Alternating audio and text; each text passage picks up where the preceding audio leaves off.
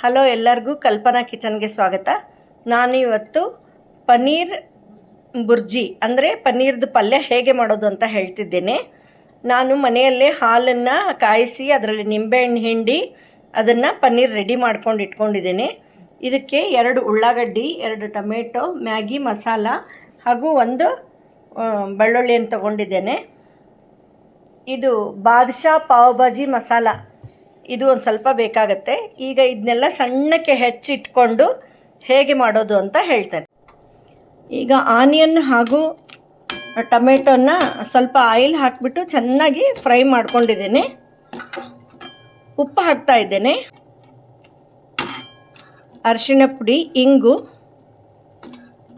ಇದ್ದೇನೆ, Maggi masala packet ಹಾಕ್ತಾ ಇದ್ದೇನೆ, ಪಾವ್ ಭಾಜಿ